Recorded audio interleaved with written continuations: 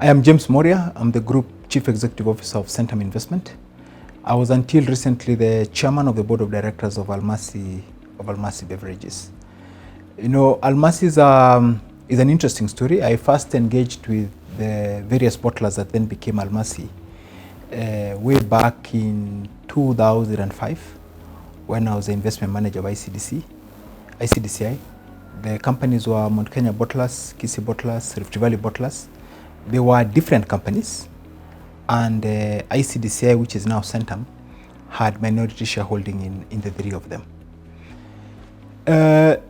I was given an assignment by the then CEO to go there when I was a young investment manager in ICDCI to go and look at what we could do to optimize the value of the three companies. And I spent a lot of time visiting the three plants, and the opportunities were unbelievable. But it took us almost from 2005 when we produced the initial report to 2009 to start actualizing that journey, by which time I was the CEO of Centum. And so our focus as an organization is to help companies achieve their full potential. And these particular three companies were companies that were significantly underperforming. And so the first step of that journey was bringing them together to merge to create one entity. And that merger process probably took us a year or two. We only concluded about 2011, having worked on it for 2 years. The second challenge we had is that because we're all minorities, there was no clear driver of the business. And so decision making was very slow. Execution of strategy was by consensus. It would typically take a long time. And so the second aspect of this, as part of the merger, was for Centum to increase its shareholding, so that then we'd get a controlling shareholding in the combined entity. So when we started the process, we were probably around 27%. By the time we were done, we had gone to 54%. Now, when we looked at the potential for value creation in that particular business, what we could do to optimize value, and we do this for not just for the shareholders, we do this for all the stakeholders. The staff have to buy into what it is you're doing. There has to be benefit to them. We had a key franchise partner, Coca-Cola, who we had to bring on board, because that's a key stakeholder of the business, to see what is in this for you. There was the local communities where we were operating in the three different counties. So it was a bit of a complex thing, but it had to make sense for everybody. And so we looked at the value creation process from several elements. One was, what could we do to optimize revenue? Two, what could we do to make the business a lot more cost efficient? Three, what could we do to ensure that we are more efficient from a capital investment perspective? Because if you create cash flow and a bulk of it goes into capital investment, then there's nothing left for distribution, either to staff or to the shareholders. So we have to be a lot more efficient. What we could do also to make the organization a lot more organizationally effective. Now, the revenue piece was a critical piece, back to the first piece, because that is what appealed to Coca-Cola, because their interest is for us to increase the market share in our market. And for us, we're not just looking at cost efficiencies, we're looking at what is it that has prevented these businesses from achieving their full revenue potential. And there were several challenges we had at the time when we started. One, we were still selling only soda, carbonated soft drink, in glass. We did not have manufacturing capability in PET, which was a more convenient pack and was a growing pack. In fact, our competition was growing in the PET segment. We had not diversified into water. We had not diversified into juice. So there was a product diversification element. And what had held that back was a lack of investment in the business. And what had held back the lack of investment in the business is because these three businesses were operating as separate businesses. None of them had the scale to make the investment. So in essence, they had become wholesalers. They would buy products from other bottling companies to resell in their territory.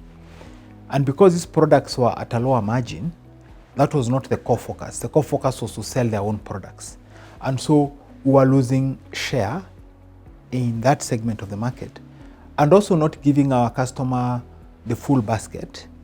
And also because you are sourcing from another bottler, you have a lot of product stockouts, because you only get the product when the other bottlers have surplus capability.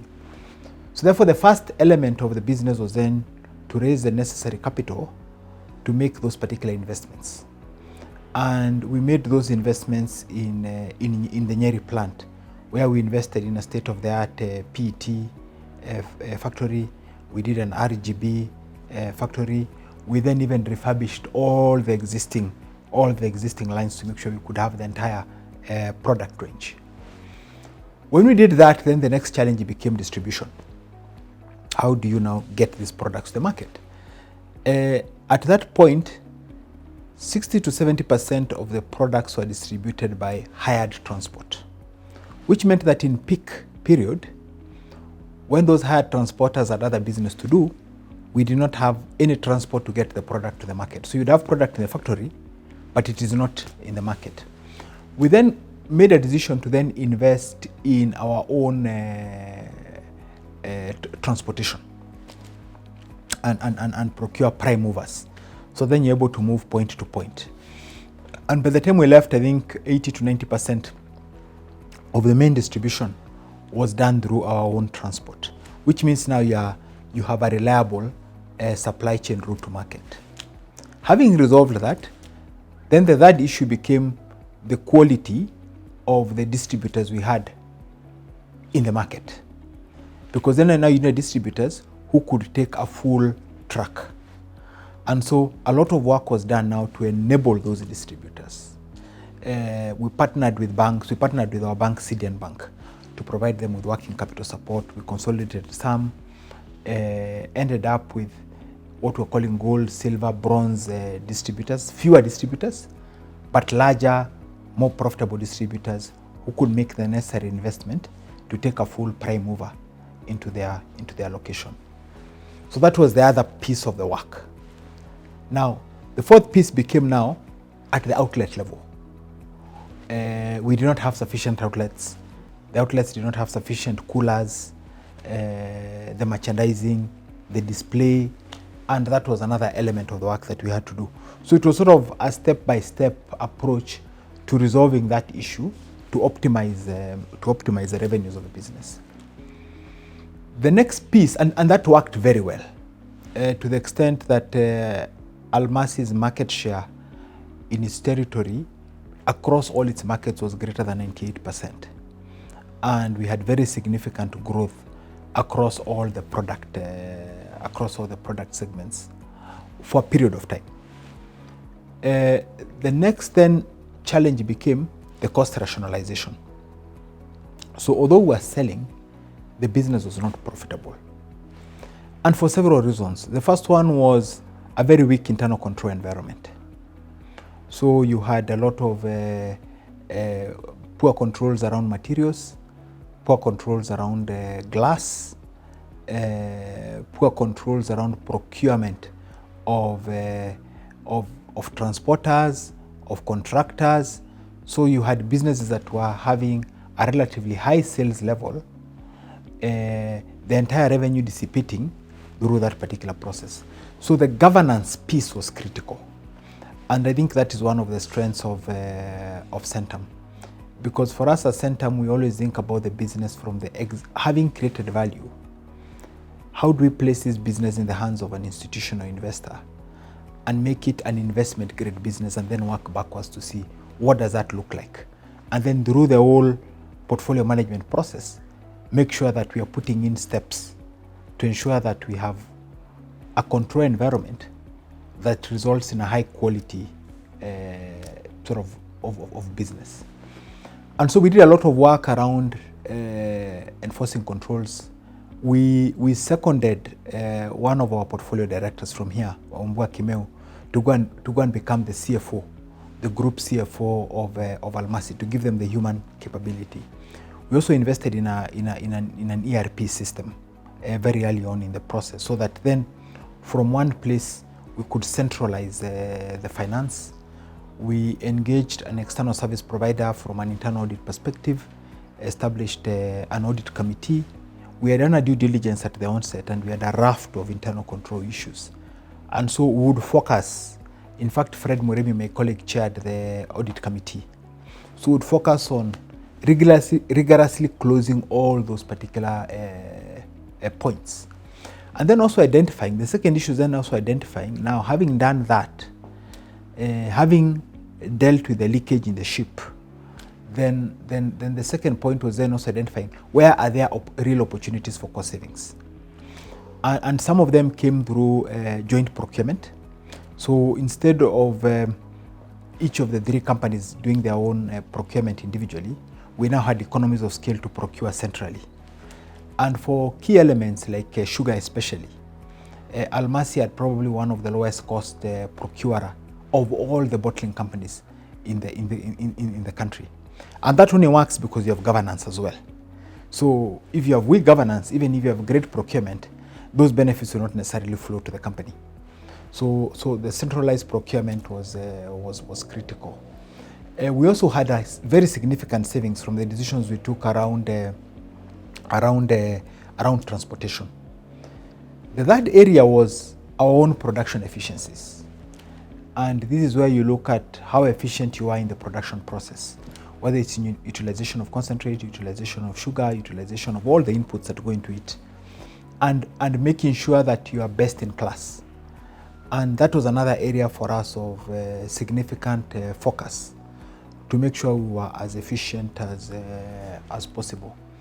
We also led the process of engaging with the regulators, with the Ministry of Finance, with KRA as one of the large taxpayers in this country, because the bigger element you have in your production process is the tax, the direct taxes, especially excise tax. And we had very fruitful engagements, and for a period of time we were able to present a case that it made sense to avoid making inflationary adjustments on taxes, because the increase in price had a very detrimental impact on demand, and therefore the overall taxes paid were higher at a lower tax base as opposed to a higher tax base. And in fact, we did this not just on behalf of Almasi, but I personally led this process on behalf of the entire bottling and beverage industry for many years. The net impact of those activities, revenue enhancement and those cost containment measures, moved our EBITDA margin when we came in to about 14%. And by the time we're exiting, it was close to 26%.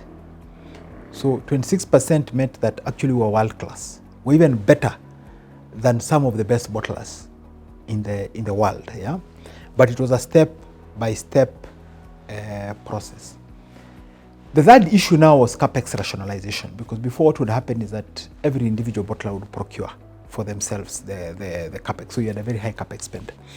And so we were able to engage with Coca-Cola, and because the territories had been demarcated for the three bottlers, we collapsed them into one territory so that you could have a more efficient distribution system, you could have a more efficient sort of point of investment system. So that was one of the things that we did. We picked one location, actually two locations, and they said this is where we're going to focus our investment on, and it was going to be shared across the entire territory. So for example, the first year when we invested in the PET line, we had a 70% utilization rate in the first year alone, because of what those economies of scale meant for us. We also went back to look at our existing equipment and machinery, plant and machinery, and said, to what extent can we utilize this plant and machinery to continue serving the business? And we refurbished a line that was 43 years old, and it started running, and it was refurbished locally at a cost of less than $3 million compared to a brand new line which is about $15 million. and we still achieved the same production efficiencies as we were achieving with the new line. So we're very frugal in terms of our capex. Now, having done that, businesses are run by human beings. Was then looking at the organizational effectiveness piece. That for us was critical, and the leadership of the business. In fact, that's one of the first things we started off with. Who's going to lead this combined business? So the CEO of Almasi was Joyce Masharia, was the CEO of Mount Kenya Bottlers. And up until when we appointed her, she had been with the business for about 15 years, having joined as an accountant. So she had gone up the ladder. And the interesting thing is that when we had the merger, Mount Kenya Bottlers, the company she was leading, had the highest valuation, even though it had the oldest equipment. It had the least investment, the oldest equipment, but when evaluation was done, it had by far the highest valuation. So this was our most successful leader. So through a process of meritocracy, she was the most capable person to lead the business. So that's why one of the pillars we put together, created a small team at head office, but not really to sort of, it was not just an oversight team. It was a team that was geared towards creating value in the businesses. Strengthened the board. So we seconded about 3 members onto the board. Strengthened the committees. But also as the anchor shareholder, one of the things we did is that we had what we call monthly business review meetings with the management, which I chaired, where we looked at the performance versus the plan, and not just where we had challenges, but also where we had opportunities. And so a lot of very critical decisions were made in those BRMs, because everybody else in the business is relying on the guidance of the major shareholder. So if the major shareholder is finding out issues with the rest of the partners at the board meeting, then it's too late. You need to have a much deeper engagement to be able to deal with the risks a lot earlier. And our policy, and my policy as a chairman, is that external risks, regulatory issues, issues like those are not issues that we want our management to deal with. We want our management to focus on the issues that are to do with their business. Those issues were typically escalated to us, and as a group, that was our responsibility to deal with them, so that we do not defocus the management team from their core business. So it was very effective in dealing with the risks, identifying opportunities, getting decision making happening very quickly through those BRMs, having a very aligned sort of team, and also quick communication with the rest of the board members. We're all aligned, and Centum as a shareholder, despite all the support we provided, the thing is that we never charged Almasi a fee. So we did this, although we were 54% shareholder, we incurred 100% of the cost but took 54% of the benefit, because we believe what we're doing has to work for everybody. It has to work for all stakeholders, and we don't want to be perceived to be conflicted. So we put at the disposal of Almasi a lot of our resources. Our tax team and our legal team here did a lot of work to help them in the restructure and the completion of the merger of their businesses. Yeah. So these people were all available to them. Our projects team was critical in supporting them in the implementation of the various projects that they were doing. So besides the investment team, we brought a lot of the other resources that we had as a group to support this particular business, for the benefit of everybody. To cut a long story short, is that we had we recorded a lot of successes in that business. Profitability when we started off was less than 100 million shillings. It went to way above 1.2 billion shillings in a fairly short period of time. EBITDA, which is a key measure of value, moved from about 600 million shillings. At its peak, it went to 2.4 billion shillings. I still have, with fond memories, photos presenting a bonus check to staff of 240 million shillings. Our staff satisfaction index increased very significantly. We moved from not paying any dividend to shareholders to a level where we are paying dividend twice a year, and typically even before annual general meetings. Our market share moved across the board to close to 96-98%. Our product quality was one of the best in the country. Our availability was also one of the best in the country. So all measures we recorded success. Ultimately, our objective as an investor is to create the best possible version of a business and take it to a level where it can be picked up by possibly a stronger partner to move it to the next level. And I think that's what we were able to do with Almasi. By the time we're done, the party that bought it is actually Coca-Cola themselves.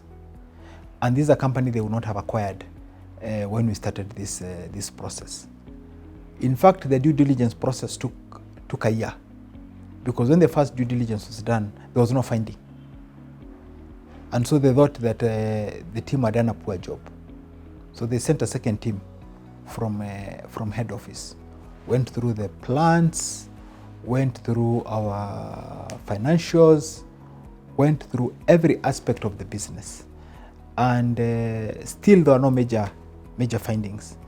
And that's why we were able to conclude last year in September at a valuation that was almost 5 times the value that we had come into that particular business, and which also presented them with an opportunity to grow even further than we had been able to take that particular organization.